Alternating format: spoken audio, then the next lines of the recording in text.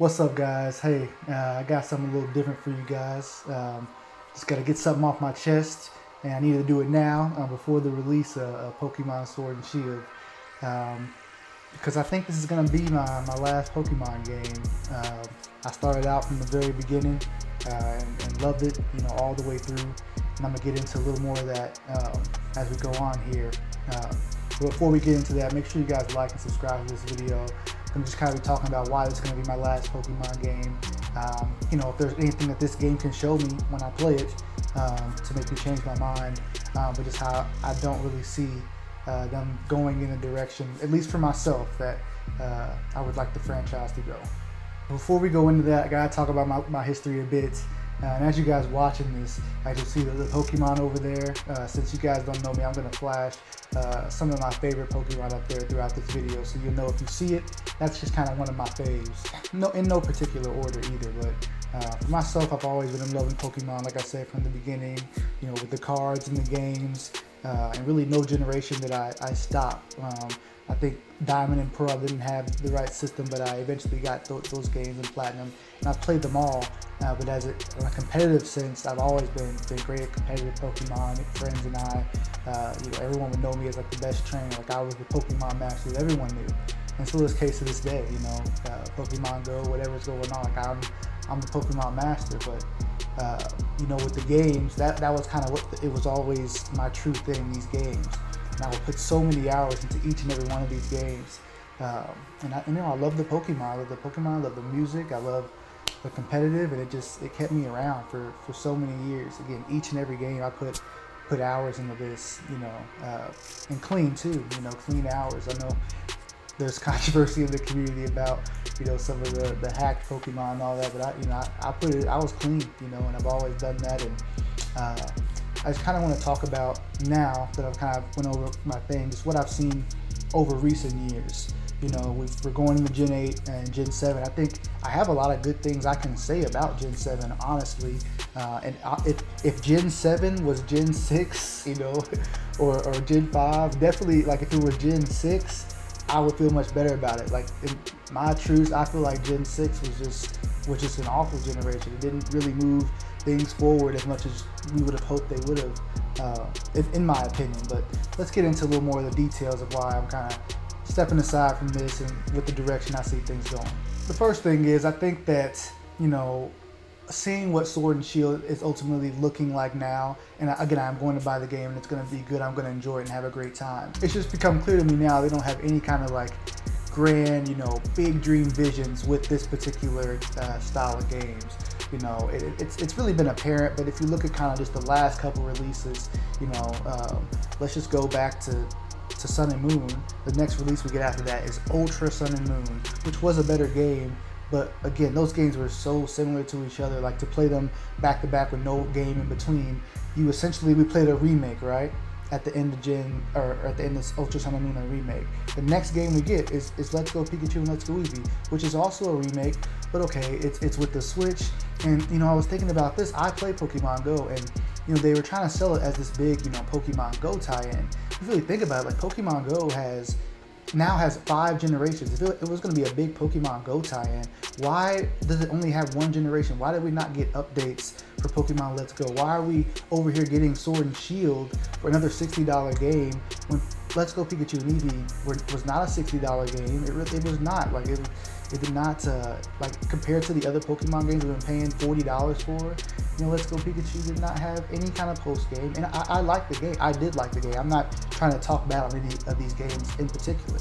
Again, I love Pokemon. I loved all of these games. But I think at this point, I can just see now that it's not trying to take the steps that someone that's been playing from the beginning that I would like to see something take.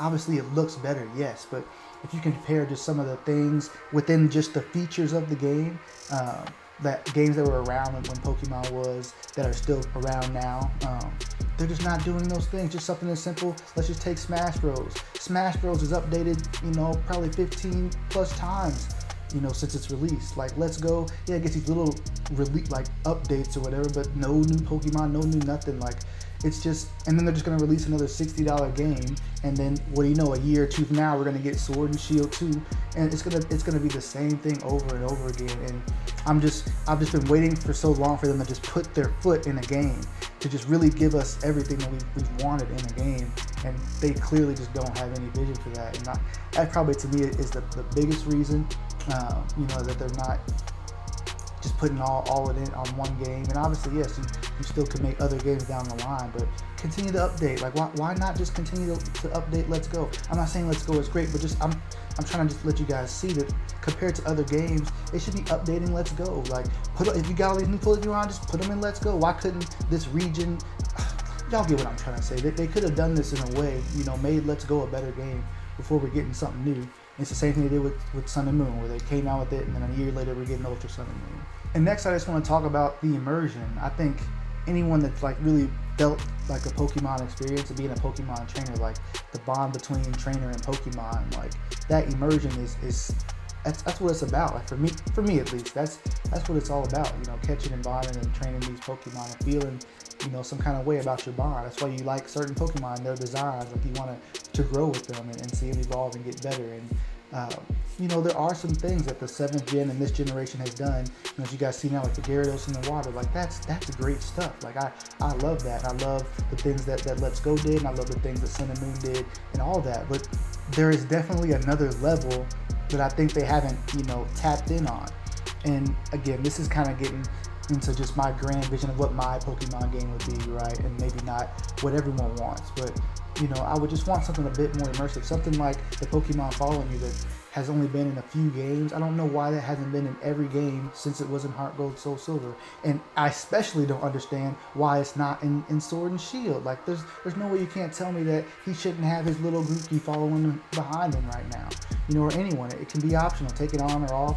I know they got the little campsite thing, but like instead, like you tell anyone that's been playing for a while, would you rather have Gigantamax or the Pokemon Following You? I mean, it's a clear choice, and like they're putting all their resources and stuff that it doesn't matter. It's clear that they're not trying to again appease to my demographic, which is fine. Like that's what I'm saying. This might be my last one. I'm accepting that. Hey, like they're not really trying to. They're trying to do what they're trying to do. They're not trying to to make the best game for the people that have been around for a long time. I mean, clearly.